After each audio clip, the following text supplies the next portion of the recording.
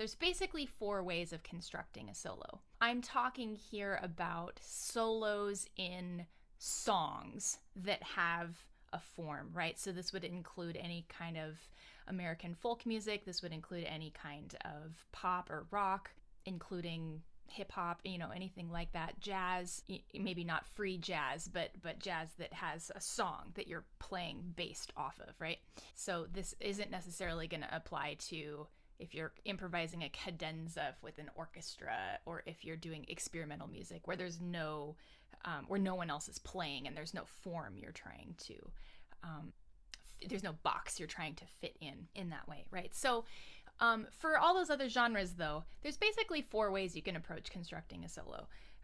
First one, just play the melody, right? I mean, this is I put this first because it's the one that I think a lot of people skip over. We can have this concept that the melody is not a solo. If you are the only one playing the melody, then it is a solo, right? If all you ever do is just play the straight melody, is that going to win you a Grammy? Is that going to win you IBMA Fiddle Player of the Year? No, probably not.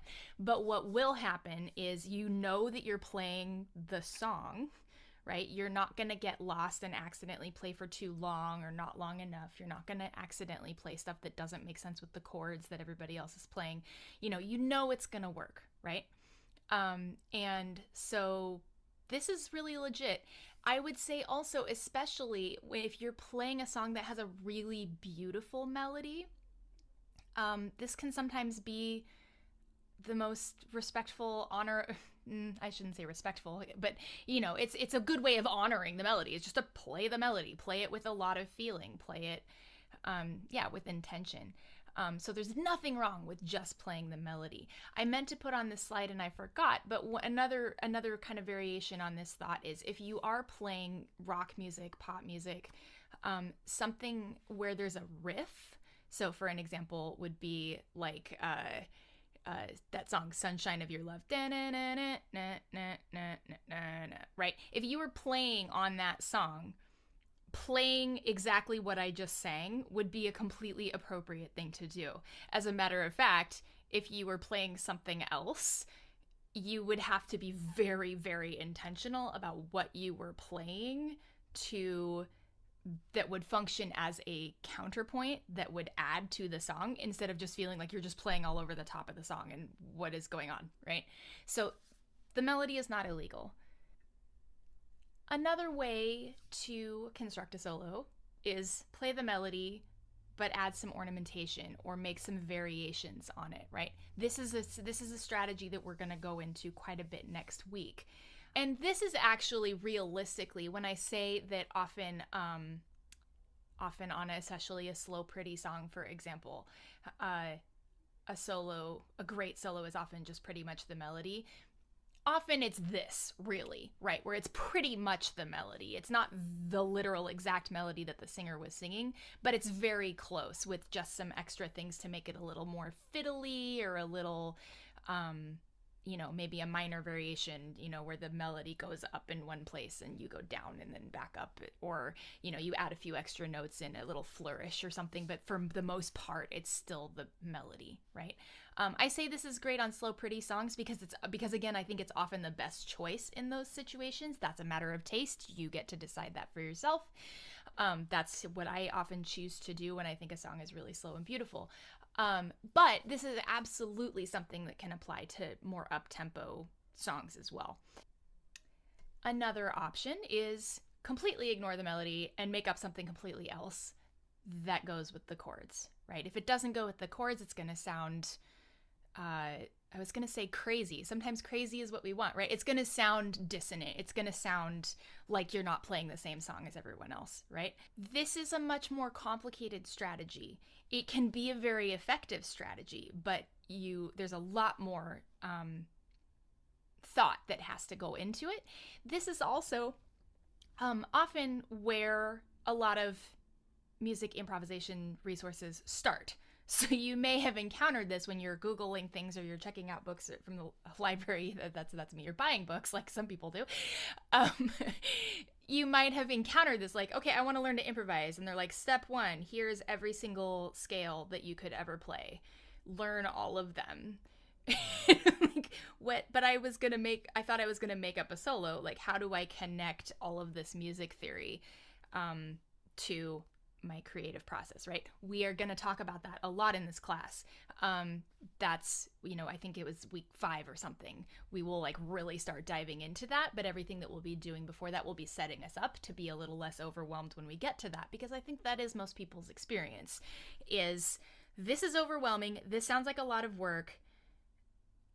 Also, I'm not sure why this is creative, so I'm just not going to do it. You guys are obviously not those kinds of people because you're here and you're working on improv. But I do think that we can have an on-ramp through melody stuff that will get us to this point of ignore the melody and make up something that goes with the chords and feel like, okay, I got this. Right? I have a context now for what I'm doing with all this music theory. And fourth and final way to construct a solo on a song that has a form is to sequence together licks or little chunks of music that you have memorized from other players, right? This is another really common way that improvisation is taught, particularly to bluegrass and blues and rock players. I don't teach this way. Lots of good players do this. As a matter of fact, I would say probably most players do this at least subconsciously because we're just influenced by the music that we hear.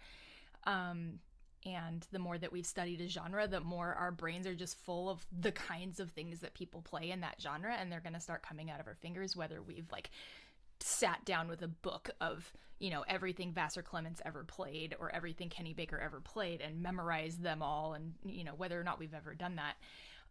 But I don't think of a strategy where you like chop out a bunch of disembodied licks from solos that other people have played, put them in a bag, shake them up, and dump out the bag, and that's a solo. To me, that doesn't feel like improvisation. It also doesn't feel like fun. So I don't teach that way. Other people do. Other people learn that way. If that's you, awesome. And I will be talking to you in this class about how, if that is a strategy that you have studied, that you've worked with, how to attach that to what we're doing here. So, it's not wasted. I'm not saying all of the licks are stupid, never play them. I'm just saying I don't prioritize memorizing other people's licks, but we will talk about what to do with them if you've got them. You can also mix and match these strategies, right? So, and this is very common. As you get really fluent in all of these ways of thinking, you will probably find yourself starting to go back and forth between them. Maybe if you've got a 4-line verse that you're playing a break over, break or solo, right? Some genres will call it a break, someone will not, but that's what I mean by a break. I don't mean a stop in the music. I mean somebody says, hey, Kat, take a break, and then I would play a section. Maybe the first line I'm going to just play the melody. Maybe the second line, I'm going to keep playing the melody, but I'm going to start adding in some ornamentation or some variations to spice it up. Maybe the third line, I'm going to totally go off on something else that I'm just making up. And maybe the fourth line, I will go off on some kind of stock lick that I pulled from somewhere. What might that sound like? Let's say my song is Twinkle Twinkle Little Star. Right? That was me just playing the melody for line 1. I added some variation and ornamentation. There was a slide in there, but it was still very much the melody. That was not the melody really at all. That was just something that would have made sense over the chords. What's a good stock lick that people go? Maybe something like that just sounds a lot like a lot of other things, and makes it go, okay, that was a bluegrass version of Twinkle Twinkle Little Star, right? You could go in and out between all of these things. So talking about these 4 strategies is not like these are 4 different types of solos. They're just 4 ways in